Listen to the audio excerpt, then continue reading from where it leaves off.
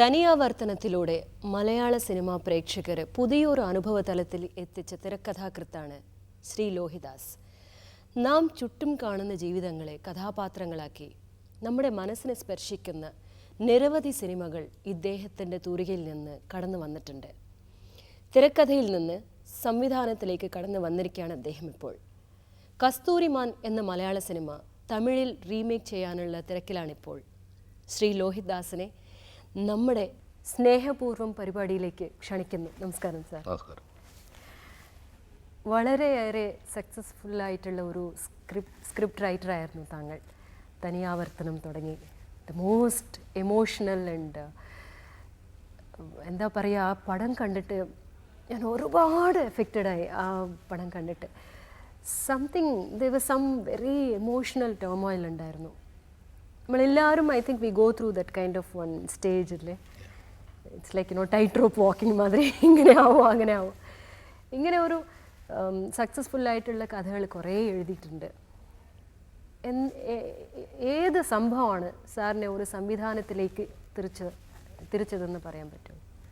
അല്ല, സംവിധാനത്തിലേക്ക് തിരികാന്ന് പറഞ്ഞൊരു സ്വാഭാവികമായ ഒരു കാര്യം മാത്രം, അത്രയേ ഉള്ളൂ. ഇപ്പോൾ ഏതൊരു റൈറ്റർക്ക്, ഇപ്പോൾ സപ്പോസ് ഒരു തിരക്കഥാകൃത്ത് അല്ലെങ്കിൽ ഒരു നാടകകൃത്ത്, ഈ നാടകകൃത്ത് എന്ന് വെച്ച് കഴിഞ്ഞാൽ നാടക കലയെക്കുറിച്ചിട്ട് അറിഞ്ഞിട്ട് ഒരാളായിരിക്കും നാടകം എഴുതുന്നത്. അപ്പോൾ അവൻ്റെ സാങ്കേതികത അറിഞ്ഞുകൊണ്ടാണ് നാടകം എഴുതുന്നത്. അപ്പോൾ അദ്ദേഹത്തിന് ഒരു സംവിധായകനാവുക എന്നുള്ളത് ഒരു സ്വാഭാവികമായ ഒരു വളർച്ച മാത്രമാണ്. അതൊരു വളർച്ചയായിട്ട് വന്നേ ഉള്ളൂ. അപ്പോൾ അതുപോലെ തന്നെ ഒരു തിരക്കഥാകൃത്തായ ഒരാൾ സംവിധായകനാവുക എന്ന് പറയുന്നത് ഒരു സ്വാഭാവികമായ ഒരു പരിണാമം മാത്രം. ലൈക്ക് ഒരു ഷോർട്ട് സ്റ്റോറി എഴുതിയിട്ടുണ്ടായിരുന്ന ഒരാൾ ഒരു നോവൽ എഴുതുന്നത്, അതിനുശേഷം ഒരു തിരക്കഥയാക്കുക, അത് അങ്ങനെയാണ് ഒരു സ്റ്റേജസ് ഓഫ് അങ്ങനെ വരുമ്പോൾ. ഇപ്പോൾ സാറ് തമിഴിൽ കസ്തൂരിമാൻ എന്ന് പറഞ്ഞ ഒരു പടത്തിനെ റീമേക്ക് ചെയ്യുന്നുണ്ട്. തമിഴിൽ എങ്ങനെ സാർ? ഇപ്പോൾ ഞങ്ങൾ കുറേ ഡയറക്ടേഴ്സിൻ്റെ അടുത്ത് ചോദിക്കുമ്പോൾ, മലയാള ഡയറക്ടേഴ്സ് ആവട്ടെ, തമിഴ് ഓർ തെലുഗു ഡയറക്ടേഴ്സ് ആവട്ടെ, മറ്റുള്ള ഭാഷകളിലേക്ക് പോകാനുള്ള താല്പര്യമുണ്ടോ എന്ന് ചോദിക്കുമ്പോൾ അവർ പറയണത് ആദ്യം ഭാഷ അറിയാത്തത് ഒരു ചെറിയ ഇതാണ്. സെക്കൻഡ് ഇസ് ആ കൾച്ചർ നമുക്ക് അറിഞ്ഞൂടാ എന്നാണ് അവരുടെ ഒരു മറുപടി. അപ്പോൾ സാർ എങ്ങനെ ഒരു തമിഴിലേക്ക് വരാനുള്ള ഒരു ഡെസിഷൻ എടുത്തത്? അതെ, ഞാനൊരു തമിഴിലേക്ക് വന്നത്, ഇപ്പോൾ നിശ്ചയമായിട്ടും തമിഴിൻ്റെതായുള്ള ചില സാംസ്കാരിക കൾച്ചറിൽ ചില ഡിഫറൻസസ് ഉണ്ട്. പക്ഷെ അങ്ങനെ ഒരു ഭയങ്കര ഡിഫറൻസ് ഉണ്ടെന്ന് എനിക്ക് തോന്നുന്നില്ല. ജീവിതം എല്ലായിടത്തും ഒന്ന് തന്നെയാണ്, ഇമോഷൻസ് എല്ലായിടത്തും ഒന്ന് തന്നെയാണ്. അത് ഏത് ദേശമായാലും ഏത് ഭാഷയായാലും ഒന്ന് തന്നെയാണ്. അപ്പോൾ അതുകൊണ്ട് അങ്ങനെ ഒരു ഭയങ്കര ഒരു മാറ്റം അല്ലെങ്കിൽ ഒരു വ്യത്യാസമുണ്ടെന്ന് എനിക്ക് തോന്നുന്നേയില്ല. അപ്പോൾ കസ്തൂരിമാൻ എന്നുള്ള മലയാളത്തിൽ സക്സസ് ആയ ഒരു ചിത്രം ഇവിടുത്തെ ഒരു സാംസ്കാരികമായ നിലപാടുകളോട് അത് മനസ്സിലാക്കിയിട്ട് ചെയ്യാവുന്നതേ ഉള്ളൂ. അപ്പം അതുകൊണ്ടാണ് എല്ലാ ഭാഷനേക്കാളും തമിഴ് കുറച്ചും കൂടി അടുപ്പാണ്. നിശ്ചയമായിട്ടും തമിഴും മലയാളവും ഒരു സഹോദരി, ഒരു പിരിവിൻ്റെ അല്ലേ, ഒരു ഇതിൻ്റെ പിരിവ്, അമ്മയും മകനെയും പോലെ. അപ്പോൾ അങ്ങനെ ആകുമ്പോൾ തമിഴ് സിനിമ ഈ കസ്തൂരിമാൻ വിജയിച്ചു. Definitely it has to be a success. I wish for that. അതിനുശേഷം തമിഴിൽ തുടരാനുള്ള ഒരു പ്ലാൻ ഇല്ല. നമുക്ക് എപ്പോഴും ഏറ്റവും സുഖകരം എന്ന് പറയുന്ന അവസ്ഥ സ്വന്തം ഭാഷയിൽ, മാതൃഭാഷയിൽ തന്നെ ചിത്രങ്ങൾ ചെയ്യുക, അല്ലെങ്കിൽ കലാപ്രവർത്തനം നടത്താൻ ഏറ്റവും സുഖകരമായ അവസ്ഥ. അതുകൊണ്ട് മലയാളത്തിലോട് അതെ, മലയാളം. അപ്പോൾ ഇത് സക്സസ് ആയെന്ന് വെച്ചിട്ട് തമിഴിൽ തുടരുക എന്ന അങ്ങനെയൊന്നുമില്ല. അപ്പോൾ മനസ്സിൻ്റെ തൃപ്തി എന്ന് വളരെ പ്രധാനപ്പെട്ട ഒരു കാര്യമാണ്. അപ്പോൾ തൃപ്തിക്കനുസരിച്ചാണ് ചെയ്യുക. അപ്പോൾ ഇനി അടുത്ത് മലയാളം ചെയ്യാം, മലയാളത്തിൽ ചെയ്യാവുന്നൊരു സബ്ജക്റ്റ് ചെയ്യുമ്പോൾ മലയാളത്തിൽ ചെയ്യുന്നു. അതല്ല, ഇതിൻ്റെ ഒരു മറ്റെല്ലാ കാര്യങ്ങളും ഒത്തു വരുമ്പോൾ തമിഴ് ചെയ്യണമെങ്കിൽ തമിഴ് ചെയ്യുന്നു എന്ന നിലപാടിലാണ് നിൽക്കുന്നത്. ഇപ്പോൾ ഒരു സ്പാർക്ക് വരുമ്പോഴാണ് ഞാനൊരു പടം ചെയ്യാൻ ചിന്തിക്കാറുള്ളൂ എന്ന് കുറേ ഡയറക്ടേഴ്സ് പറഞ്ഞ് കേട്ടിട്ടുണ്ട്. അങ്ങനെ ആകുമ്പോൾ സാറിന് എന്തെങ്കിലും ഏത് സ്പാർക്കാണ് സാർ ഇത് നമുക്ക് കഥയാക്കിയെടുക്കാം, ഈ കഥേനെ നമുക്ക് we have to show to the people എന്ന് തോന്നിപ്പിക്കുന്നത്? അതിപ്പോൾ കൃത്യമായിട്ട് പറയാൻ പറ്റില്ല. ഇപ്പം എൻ്റെ എല്ലാ കഥകളുടെയും പിന്നിൽ ഒരു സ്പാർക്കുണ്ട്. അത് ഈ പടം ചെയ്യാനുള്ളപ്പോഴല്ല, ഞാൻ ഈ ജീവിച്ചു വന്ന വഴികളിൽ എവിടെയോ ഒക്കെ വെച്ച് എനിക്ക് കിട്ടിയതാണ്. അപ്പോൾ ഈ പടം ചെയ്യാൻ ആലോചനയല്ല കിട്ടുന്നത്. ഇങ്ങനെ ഒരുപാട് സ്പാർക്കുകൾ എൻ്റെ ജീവിതത്തിൽ ഉണ്ടായിട്ടുണ്ട്. സ്പാർക്ക് എന്ന് വെച്ചിട്ടുണ്ടെങ്കിൽ ഞാൻ ഓർമ്മിക്കപ്പെടുന്ന ഒരുപാട് സിറ്റുവേഷൻസ്, അല്ലെങ്കിൽ കഥാപാത്രങ്ങൾ, ചില വികാരഭേദങ്ങൾ, ചില വിഷയങ്ങൾ, ചില ഇമോഷൻസ്. അപ്പോൾ അതൊക്കെ ചിലപ്പോൾ എനിക്ക് തോന്നുന്നത് ഒരു കഥയായി തീർന്നേക്കാം. അത് എപ്പോഴാണ് കഥയായി തീരുന്നതെന്ന് എനിക്ക് പറയാൻ കഴിയില്ല. അതുകൊണ്ട് ഞാൻ പലപ്പോഴും കഥ ഉണ്ടാക്കുകയേ അല്ല, ഉണ്ടാക്കാൻ കഴിയില്ല. കഥ അങ്ങനെ ഊറി വരികയാണ്, അല്ലെങ്കിൽ മുളച്ചു വരികയാണ്. അപ്പോൾ എപ്പോഴാണ് ഒരു വിത്ത്, ഒരു കഥയുടെ വിത്ത് ഒരു കഥയായി മുളച്ചു വരുന്നതെന്ന് എനിക്കിപ്പോൾ പ്രെഡിക്റ്റ് ചെയ്യാൻ പറ്റില്ല. അത് ചിലപ്പോൾ നാളെ വന്നേക്കാം, ഒരാഴ്ച കഴിഞ്ഞിട്ടായിരിക്കാം. അങ്ങനെ വരുമ്പോൾ എനിക്ക് തോന്നുന്നു ഇത് ഒരു സിനിമയായിട്ട് ചെയ്യാൻ പറ്റും എന്ന് തോന്നുന്നത് ഒരു സിനിമയായിട്ട് ചെയ്യുന്നു. ഇപ്പോൾ സാറിൻ്റെ കഥകളും സാർ സംവിധാനം ചെയ്ത ചിത്രങ്ങളും കാണുമ്പോൾ ഒരു ഭയങ്കര സാഡ്നെസ് ഉണ്ട്, ഒരു സ്ലൈറ്റ്ലി മാഡ്നെസ്സും ഉണ്ട് അതിൽ. അത് എന്താണ് അങ്ങനെ? ആ സ്വാഭാവികമായിട്ടും ഒരു പക്ഷേ എൻ്റെ വ്യക്തിത്വത്തിൽ കലർന്നതായിരിക്കാം. ആണോ? ആയിരിക്കാം, നിശ്ചയമായിട്ടും. കാരണം എൻ്റെ ജീവിതത്തിൻ്റെ റിഫ്ലക്ഷൻസ് തന്നെയായിരിക്കും എൻ്റെ സിനിമകൾ. അത് തന്നെയായിരിക്കും എൻ്റെ കഥാപാത്രങ്ങൾ ചിന്തിക്കുന്നത് ഞാൻ ചിന്തിക്കുന്നത് പോലെ തന്നെയാണ്. അപ്പോൾ എൻ്റെ സങ്കല്പങ്ങളും എൻ്റെ ഭാവന, എൻ്റെ സ്വപ്നങ്ങൾ, എൻ്റെ സങ്കടങ്ങൾ, ഇതൊക്കെ തന്നെയാണ് എൻ്റെ കഥകളിലും കഥാപാത്രങ്ങളിലും ഉള്ളത്. അപ്പോൾ സ്വാഭാവികമായിട്ടും എൻ്റെ ഒരു വ്യക്തിത്വം അതിൽ കലർന്നിട്ടുണ്ട്. അപ്പോൾ എന്തെങ്കിലും ഒരു മാഡ്നെസ് ഉണ്ടോയെന്ന് ചിലരെന്നെ ഇങ്ങനെ പറയാറുണ്ട്, നിങ്ങൾ ചെറിയ തകരാറാണ്, നിങ്ങൾക്ക് ചെറിയ മാനസികമായിട്ട് തകരാറുള്ള ഒരാളാണെന്ന് കണ്ടാലറിയാം, നിങ്ങളുടെ സിനിമകൾ കണ്ടാലറിയാം എന്ന് പറയാറുണ്ട്. ഇപ്പോൾ ഒരു സിനിമ എന്ന് പറയണത് നമ്മൾ ജീവിക്കുന്ന ഈ സൊസൈറ്റീനെ റിഫ്ലക്റ്റ് ചെയ്യണ ഒരു സിനിമയായിട്ടല്ലേ എല്ലാവരും പറയണത്? വലിയ വലിയ തിരക്കഥാകൃത്തുകളൊക്കെ പറയണത് I am just recording what is happening in the society. അങ്ങനെയാണോ സാർ ചെയ്യണത്? എന്നെ സംബന്ധിച്ച് അങ്ങനെയല്ല. ഓരോരുത്തർക്കും ഓരോ കാഴ്ചപ്പാടാണ്. ശരി. ഇപ്പോൾ ഒരു സൊസൈറ്റി കാണുന്ന അതേപടി ഇങ്ങനെ പകർത്തി കാട്ടുക എന്നുള്ളതല്ല ഒരു കലാകാരൻ്റെ കടമ എന്ന് എനിക്ക് തോന്നുന്നു. അല്ലെങ്കിൽ കടമയല്ല, അവനങ്ങനെ ചെയ്യാൻ കഴിയും. ഇപ്പോൾ ഈ കലാകാരൻ എന്തിനും സൊസൈറ്റിയിലൊരു കലാകാരൻ ഉണ്ടായത് സൊസൈറ്റിയുടെ ചില സാംസ്കാരികമായ അല്ലെങ്കിൽ ജീവിതത്തിൻ്റെ പുരോഗമനപരമായ ഗുണപരമായ അവസ്ഥയിലേക്ക് ജീവിതത്തെ തടുത്തു നിർത്തുക അല്ലെങ്കിൽ നയിക്കുക എന്നൊരു കാര്യം കലാകാരൻ ചെയ്യുന്നുണ്ട്. അതൊരു സംഗീതജ്ഞനായിക്കോട്ടെ, ഒരു നർത്തകനായിക്കോട്ടെ, ഒരു പെയിൻറ്ററായിക്കോട്ടെ, അല്ലെങ്കിൽ ഒരു സാഹിത്യകാരനോ നാടകക്കാരനോ സിനിമാക്കാരനോ ആയിക്കോട്ടെ, അത് ഉത്തരവാദിത്വമുണ്ട്. അപ്പോൾ അത് പകർത്തിക്കാട്ടലില്ല. ഇപ്പോൾ ഇവിടെ ഒരുപാട് അക്രമങ്ങൾ, കൊലപാതകങ്ങൾ, കള്ളക്കടത്ത് അല്ലെങ്കിൽ അഴിമതി ഇതൊക്കെയാണെന്ന്, അത് പകർത്തലാൻ്റെ ജോലിയല്ല. ഒരു ചിത്രം കണ്ടാൽ അതിനെതിരെ ഒരു മനോഭാവം ഉള്ളിലുണ്ടാകണം എന്നാണ് എനിക്ക് തോന്നുന്നത്. ആ ഒരു റെസ്പോൺസിബിലിറ്റിയോടാണോ സാർ എല്ലാ പടങ്ങളും ഹാൻഡിൽ ചെയ്തിരിക്കുന്നത്? അതെ. ഞാൻ ഇപ്പോൾ സൊസൈറ്റിയിലെ ഏറ്റവും പ്രധാനപ്പെട്ട ഘടകം ഇപ്പോൾ കുടുംബമാണ്. ഒരു കുടുംബത്തിൻ്റെ നിലനിൽപ്പിൻ്റെ ഏറ്റവും അതിൻ്റെ നരായ പേരെന്ന് പറയുന്നത് സ്നേഹമാണ്. സ്നേഹത്തിൻ്റെ നിലനിൽപ്പിന് വേണ്ടിയാണ് ഞാൻ ഇന്ന് വരെ ചെയ്ത എല്ലാ ചിത്രങ്ങളും. സ്നേഹം നിലനിർത്തുക. എല്ലാ റിലിജൻസും അത് തന്നെയല്ലേ? അത് തന്നെയാണ് പറയുന്നത്. ഞാൻ അത് തന്നെയാണ് ഓരോ ചിത്രം കണ്ടുകൊണ്ടിരിക്കുന്നത്. സ്നേഹത്തിന് വേണ്ടി. സ്നേഹമാണ് പലപ്പോഴും ദുഃഖത്തിൻ്റെ ഉറവിടം എന്ന് പറയുന്നത് സ്നേഹമാണ്. സ്നേഹം എപ്പോഴാണ് നമുക്ക് മുറിഞ്ഞു പോകുന്ന അവസ്ഥയിലാണ് ശരിക്കും സങ്കടമുണ്ടാവുക എന്ന് പറയുന്നത്. അപ്പോൾ എൻ്റെ ചിത്രങ്ങൾ കാണുമ്പോൾ ചിലപ്പോൾ സങ്കടം ഉണ്ടാകാറുണ്ട്. അത് സ്നേഹത്തെ ചൊല്ലിയുള്ളതാണ്. അതൊരു ദുരന്തത്തെ ചൊല്ലിയായിരിക്കില്ല പലപ്പോഴും. അത് സ്നേഹത്തെ, മുറിഞ്ഞു പോയൊരു സ്നേഹത്തെ ചൊല്ലിയായിരിക്കും, നഷ്ടപ്പെട്ടു പോകുന്ന ഒരു ബന്ധത്തെ ചൊല്ലിയായിരിക്കും. അപ്പോൾ ഈ ഒരു കുടുംബാംഗങ്ങളിൽ മനുഷ്യർ തമ്മിലുള്ള സ്നേഹത്തെ പ്രലോഭിപ്പിക്കുക, സ്നേഹത്തിലേക്ക് മനുഷ്യരെ പ്രലോഭിപ്പിക്കുക എന്നുള്ളതാണ് എൻ്റെ എല്ലാ കഥകളിലൂടെയും ഞാൻ ലക്ഷ്യമാക്കുന്നത്. പല ചിത്രങ്ങളും ആ ലക്ഷ്യം സഫലീകരിച്ചിട്ടുണ്ട് എന്നാണ് ഞാൻ വിശ്വസിക്കുന്നത്.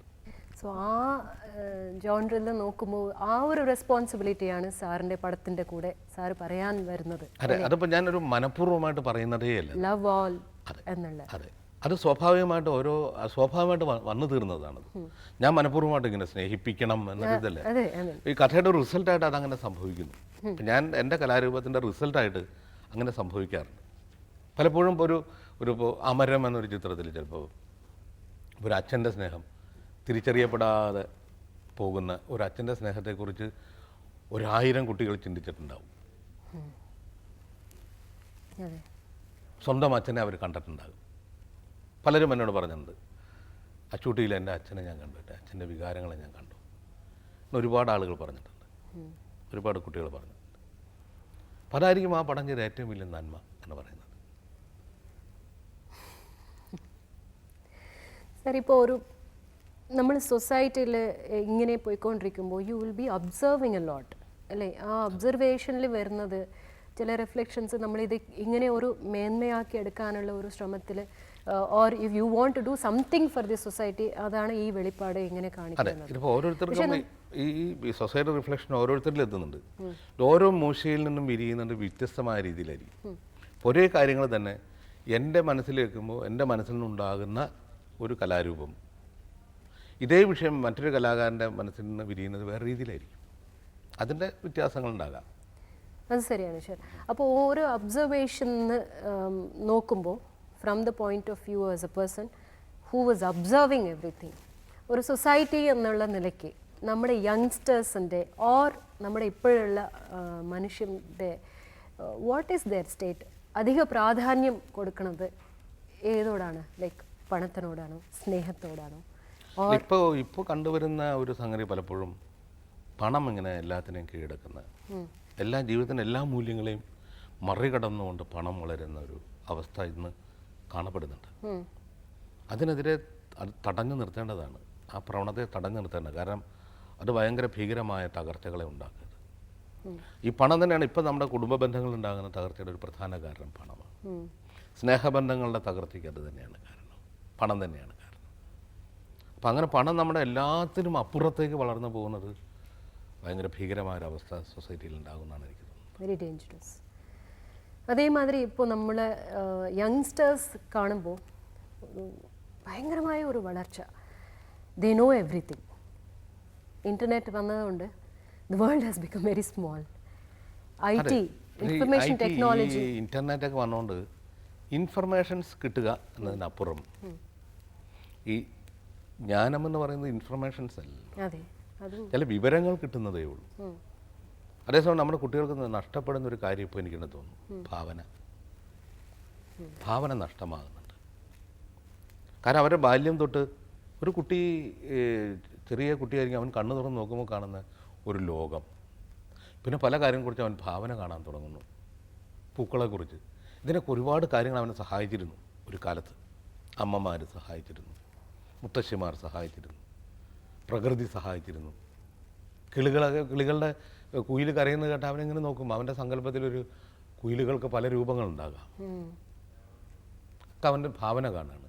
ഈ ശബ്ദം ഉണ്ടാക്കുന്നത് എവിടെ നിന്ന് നാം കാണുന്നുണ്ടാവില്ല, പക്ഷേ ശബ്ദത്തിൻ്റെ ഉറവിടം നേടി അവൻ ഒരുപാട് ഭാവന ഉണ്ടാക്കാം. പ്രകൃതി, അമ്പിളിമാമനെ കുറിച്ച് അമ്മമാരെ പറ്റി പറഞ്ഞു കൊടുക്കും. അപ്പം ഇതൊക്കെ അവന് ഒരുപാട് ഭാവന ഉണ്ടാക്കുന്നു. ഈ ഭാവനയാണ് പലപ്പോഴും നമ്മുടെ ചിന്തയിലേക്കും ഒക്കെ ചെന്നിട്ടുണ്ട്. ഇപ്പോൾ ഈ ഇൻഫർമേഷൻസ് മാത്രമേ ഉള്ളൂ, ചിന്തയും ഭാവനയും കുറഞ്ഞു വരുന്നുണ്ട്. അതൊരു പരിധി വരെ നമ്മുടെ വിദ്യാഭ്യാസ വ്യവസ്ഥിതി, നമ്മുടെ സൊസൈറ്റിയുടെ ഇന്നത്തെ ചില വിശ്വാസങ്ങൾ, കോമ്പറ്റേറ്റീവ് സൊസൈറ്റി ആയിപ്പോയില്ലേ? അവനേക്കാളും എൻ്റെ മകൻ, പണം വന്നതാണ്, പണമാണ് everything ends at the same point. അവനേക്കാളും എൻ്റെ മകൻ നല്ല ജോലിയിലായിരിക്കണം, അതിന് വേണ്ടിയിട്ട് ഇത്ര നല്ല ജോലിയിൽ പോയാൽ ഇത്രയും 1+2 3 കാർസ്. ഇപ്പോഴത്തെ എനിക്ക് തോന്നുന്നു ഈ യങ്സ്റ്റേഴ്സൊക്കെ ഇപ്പോൾ പ്രണയം പോലും പണം ആണ് പ്രധാന ഘടകമെന്ന് തോന്നുന്നു. പ്രണയിക്കുന്ന ഒരാൾക്ക് പണമുണ്ടോ പണമില്ല എന്നുള്ളത് വലിയ കാര്യമായിരിക്കുന്നു. പണ്ടത്തെ ഒരു വിശ്വാസം, പ്രണയം ഈ പണത്തിനും ജാതിക്കും മതത്തിനും മറ്റെല്ലാ വരമ്പുകൾക്കും അപ്പുറത്താണ് പ്രണയം എന്നായിരുന്നു നമ്മുടെ ഒരു വിശ്വാസം. അങ്ങനെയായിരുന്നു. പിന്നെ പ്രണയം എന്ന് പറഞ്ഞാൽ പലപ്പോഴും ഒരു ത്യാഗമായിരുന്നു, പരസ്പരം തിരിച്ചറിയുകയും പരസ്പരം ത്യജിക്കുകയും ചെയ്യുന്ന ഒരവസ്ഥയ്ക്കായിരുന്നു പണ്ട് ഉദാത്തമായ പ്രണയം എന്നൊക്കെ പറയുന്നത്. ഇന്നത് അങ്ങനെ ഒരു ത്യാഗത്തിനാണ് തന്നെ. അത് എൻ്റെ കാര്യം, അത് ശരിയാവില്ലല്ലോ എന്നാണ് എല്ലാവരും പറയുന്നത്. ഞാനാണ് ആദ്യം മോസ്റ്റ് ഇമ്പോർട്ടൻറ്റ് പേഴ്സൺ, അതിന് അപ്പുറമേ ഉള്ളൂ എല്ലാവരും. എവിടെയാണ് ത്യാഗം ഉണ്ടാകുന്നത് അവിടെയാണ് പ്രണയം അല്ലെങ്കിൽ സ്നേഹം ഏറ്റവും കൂടുതൽ ഇങ്ങനെ പൂക്കുന്നതെന്ന് എനിക്ക് തോന്നുന്നുണ്ട്. നമ്മളെല്ലാം പലപ്പോഴും ഇപ്പം നമ്മൾ കണ്ടുവരുന്ന അല്ലെങ്കിൽ ഒരു കാലം കണ്ടുവന്നത് അങ്ങനെയാണ്. അച്ഛൻ ത്യാഗം ചെയ്യുന്നു മക്കൾക്ക് വേണ്ടി, അമ്മ ത്യാഗം ചെയ്യുന്നു. നമ്മുടെ ഒരു പ്രത്യേകിച്ച് ഭാരതീയമായുള്ളൊരു കുടുംബ വ്യവസ്ഥ അങ്ങനെയാണ്. നമ്മൾ പലപ്പോഴും പടിഞ്ഞാറോട്ടാണ് നോക്കുന്നത്. യൂറോപ്പിൽ അങ്ങനെയല്ലല്ലോ. യൂറോപ്പിൽ ഇങ്ങനെയാണല്ലോ. യൂറോപ്പിൽ ഇങ്ങനെ ഒരു കുടുംബ വ്യവസ്ഥത ഇല്ല. ഇവിടെ ഇന്ത്യയിൽ അതെ, ഇന്ത്യയിലിപ്പോൾ ഓരോ അച്ഛനും അമ്മയും ജീവിക്കുന്നത് പലപ്പോഴും എല്ലാ അച്ഛനും പറയുന്നത് മക്കൾക്ക് വേണ്ടി. നീ എന്തിനാണ് കഷ്ടപ്പെടുന്നത്? പിള്ളേർക്ക് എന്തെങ്കിലും ഉണ്ടാക്കി വെക്കണ്ടേ എല്ലാവരും. അപ്പോൾ ഒരു ജീവിതകാലം മുഴുവൻ കുട്ടികൾക്ക് വേണ്ടിയിട്ടാണ് അവർ ചിലവഴിക്കുന്നത്. അതെന്തുകൊണ്ട് ചിലവഴിക്കുന്നു? അവർക്ക് അധ്വാനിക്കാൻ കഴിയാത്തൊരവസ്ഥയിൽ തിരിച്ചു കൊടുക്കാൻ ബാധ്യസ്ഥനാണ്. അതുകൊണ്ടാണ് ഈ മക്കൾ തിരിച്ചു കൊടുക്കേണ്ട ബാധ്യത ഉണ്ടാകുന്നത്. കാരണം ഒരു ജീവിതം മുഴുവൻ മക്കൾക്ക് വേണ്ടി ചിലവഴിക്കുന്നതാണ് അച്ഛനമ്മമാർ. അപ്പം നമ്മുടെ ബാധ്യതയാണ് നമുക്ക് വേണ്ടി ചിലവഴിച്ചൊരു ജീവിതം ഈ അവസാന കാലത്ത് അവർക്ക് ചില പരിരക്ഷ തിരിച്ചു കൊടുക്കേണ്ടത്. യൂറോപ്പിൽ അങ്ങനെയല്ല. യൂറോപ്പിലൊക്കെ ഇങ്ങനെ അച്ഛനും അമ്മയും വയസ്സായി കഴിഞ്ഞിട്ടുണ്ടെങ്കിൽ തള്ളുകയാണ് എന്ന് പറഞ്ഞാണ് ഇപ്പോൾ നമ്മൾ അച്ഛനും അമ്മയും തള്ളിക്കൊണ്ടിരിക്കുന്നത്. Old age ഹോംസും. അതെ. ഏറ്റവും കൂടുതൽ വലിയ വൻ വ്യവസായം വരാൻ പോകുന്നത് അത് തന്നെയാണ്. ഭാരതം അഭിമുഖീകരിക്കാനുള്ള ഏറ്റവും വലിയ പ്രശ്നം വയസ്സന്മാരെ എന്ത് ചെയ്യുന്നുള്ളതാണ്. ആർക്കും വേണ്ട, മക്കൾക്ക് വേണ്ടാത്ത ആളുകളായി മാറി കഴിഞ്ഞിരിക്കുന്നു അച്ഛനമ്മമാർ. അപ്പോൾ അവർ വിചാരിക്കില്ലേ നമുക്ക് വേണ്ടി എന്തെങ്കിലും എടുത്തു വെച്ചതാണെങ്കിൽ, if I had put myself first. അതെ, അവരങ്ങനെ ചിന്തിച്ചിരുന്നില്ല. അതാണ് അവർ ത്യാഗത്തിലാണ്. പണ്ട് സ്നേഹം ത്യാഗത്തിലാണ് നിലനിന്നിരുന്നത്. ത്യജിക്കുകയാണ് അവർ ചെയ്യുന്നത്. സുഖദുഃഖങ്ങളൊക്കെ ത്യജിക്കുകയല്ലേ ചെയ്യുന്നത്. അമ്മമാരും അങ്ങനെ തന്നെയായിരുന്നു. സുഖദുഃഖങ്ങൾ ത്യജിക്കും. ഇപ്പം അങ്ങനെയല്ല. ഇപ്പം അമ്മമാരെ എനിക്ക് പ്രസവിക്കാൻ പറ്റില്ല എന്ന് വരെ പറഞ്ഞു തുടങ്ങി. It's a choice. അതെ, അതിന് തന്നെ വാദപ്രതിവാദങ്ങളൊക്കെ ആയിരിക്കും. അതിൻ്റെതായ ഒരു, I think it will have its own solution എന്നാണ് തോന്നുന്നത്. പ്രോബബ്ലി ഒരു പരിധിവരെ പോയി കഴിഞ്ഞിട്ട് I think our mothers were right, our grandparents were right എന്ന് തിരിഞ്ഞു വരുമായിരിക്കും സർ. അങ്ങനെ ആശിക്കാം, അതിനുവേണ്ടി അങ്ങനെ ആശിക്കാനേ പറ്റും. പക്ഷെ നമ്മളതൊക്കെ പിന്നിട്ട് പോരുകയാണ്. ഇപ്പോൾ പഴയ കാലത്തെ ചില കാര്യങ്ങൾ നമ്മൾ പഴങ്കഥ പോലെ നമുക്ക് ഫീൽ ചെയ്യുന്നത്. ഇപ്പം നമ്മളെ സംബന്ധിച്ച് നമ്മുടെ തലമുറയിൽ പഴയ കാലത്ത് എങ്ങനെയായിരുന്നു, നീതി ഇങ്ങനെയായിരുന്നു, രാജാവ് തെറ്റ് ചെയ്യുകയില്ല. അത് ഒരു പഴങ്കഥയായിട്ട് അങ്ങനെ തെറ്റ് ചെയ്യാൻ ഒരാളുണ്ടാവുമോ? നീതിക്ക് വേണ്ടിയിട്ട് അങ്ങനെ ചെയ്തിട്ടുണ്ടാവുമോ എന്നൊക്കെ തോന്നാം. അല്ലെങ്കിൽ ഒരു വാക്ക് പറഞ്ഞാൽ അങ്ങനെയായിരുന്നു, വാക്ക് പറഞ്ഞുപോയി, അതുകൊണ്ട് ഇപ്പോൾ പരശുരാമൻ വാക്ക് പാലിക്കാൻ അങ്ങനെ ചെയ്തു, അമ്മയെ വധിച്ചു എന്നൊക്കെ പറയുന്നത് നമുക്ക് വിശ്വസിക്കാൻ പറ്റുന്നില്ല. അതുപോലെ കുറേ തലമുറകൾ കഴിഞ്ഞിട്ട് ഇങ്ങനെ ത്യാഗസമ്പൂർണമായ ഒരു ജീവിതം, പരസ്പരം ജീവിച്ചു തീർക്കുന്ന ഒരു ജീവിതം പണ്ട് നമ്മുടെ ഭൂമിയിലുണ്ടായിരുന്നു എന്ന് പറഞ്ഞാൽ നമ്മുടെ കുട്ടികളിനി, ഭാവിയിൽ വരാൻ പോകുന്ന തലമുറ ഇനി അങ്ങനെ ഉണ്ടായിരുന്നു, നല്ല തമാശയായിരിക്കുന്നു എന്ന് പറയുന്ന ഒരു കാലവും വന്നുകൂടായികയില്ല. I hope not. സർ, ഞാൻ ചില പേരുകൾ പറയും. ഉടനെ സാറിൻ്റെ മനസ്സിൽ എന്താണ് തോന്നുന്നതെന്ന് വെച്ചാൽ ഉടനെ പറയാം. Probably like if I say Mother Teresa, you would have had some kind of ഒരു ഇമേജ് അബൌട്ട് ഹർ, ഒരു ധാരണ എന്തെങ്കിലും ഉണ്ടായിട്ടുണ്ടാവും. പെട്ടെന്ന് ഒരു വാക്കിൽ പറയാൻ പറ്റുമെങ്കിൽ, otherwise it's okay, you can tell in a sentence. എനിക്കങ്ങനെ പറയാൻ പറ്റുമെന്ന് തോന്നുന്നില്ല. അങ്ങനെയുള്ള കാര്യങ്ങൾ എപ്പോഴും പലപ്പോഴും ഈ പടയിലും പന്തയത്തിലും തോറ്റുപോകുന്ന ഒരാളാണ് ഞാൻ പറയുന്നത്. ഓ, അതൊന്നും പന്തയൊന്നുമില്ല. അതുകൊണ്ട് കാര്യത്തിനെങ്കിൽ ഇപ്പോൾ അതങ്ങനെ പറയേണ്ടത് ഒരു ബാധ്യത വന്നപ്പോൾ എനിക്ക് പെട്ടെന്ന് എൻ്റെ മനസ്സ് തന്നെ പിൻവാങ്ങുന്നു. ഒരു വാക്ക് വെച്ചാൽ ഉടനെ ഒരു റിഫ്ലക്ഷൻ അറിയാനുള്ള, you can take your time. I'm not saying that ഉടനെ തന്നെ പറയണം, ഇതൊന്നും കോമ്പറ്റീഷൻ ഒന്നുമല്ലല്ലോ, സ്റ്റോപ്പ് വാച്ചും വെച്ചുകൊണ്ടൊന്നുമല്ല. അബ്ദുൽ കലാം.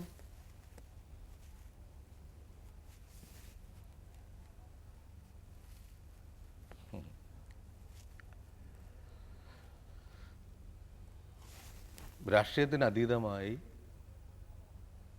ഇന്ത്യയെ കാണാൻ കഴിയുന്ന ഒരു രാഷ്ട്രീയക്കാരന് അതീതമായി ഇന്ത്യയെ കാണാൻ കഴിയുന്ന ഒരു, പക്ഷെ അങ്ങനെ കൊണ്ട് ചെയ്യാൻ പറ്റുന്നുണ്ടോ എന്നുള്ളത് യു നെവർ നോ.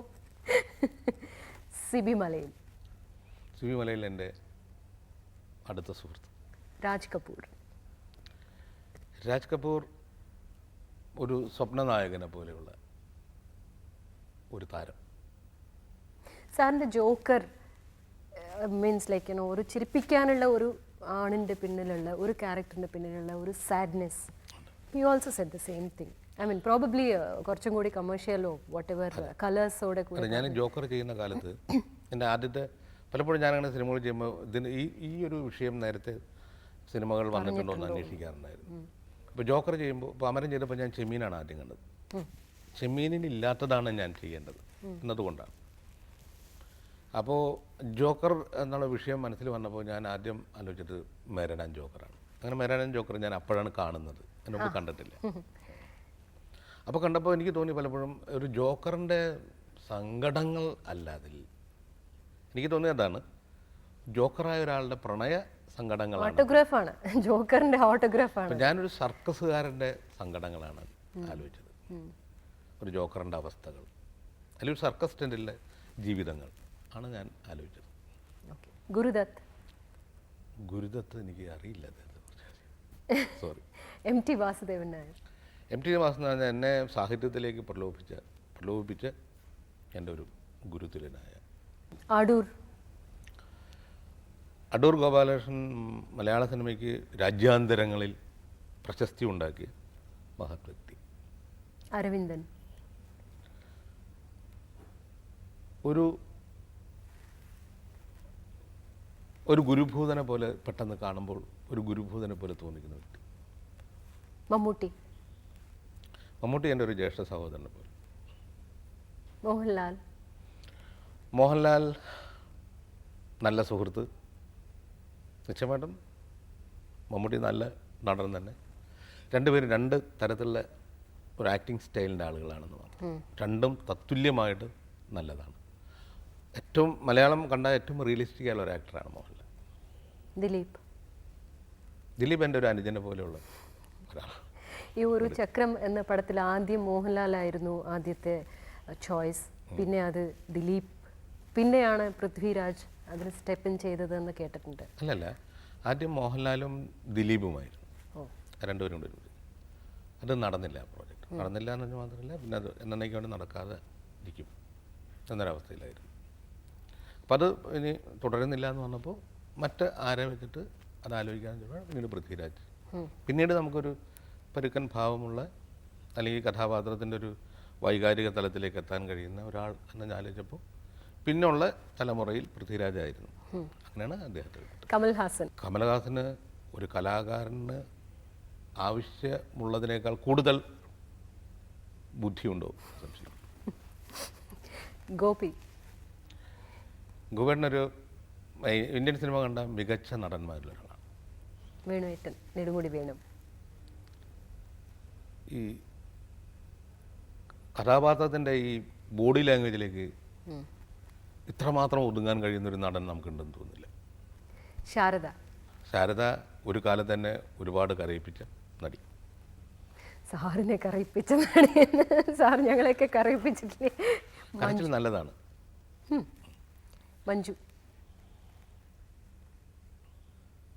മഞ്ജു പെട്ടെന്ന് ഇങ്ങനെ പ്രകാശിക്കുന്നതിന് മുമ്പ് മങ്ങിപ്പോയൊരു നക്ഷത്രം പോലെയാണ്. മീര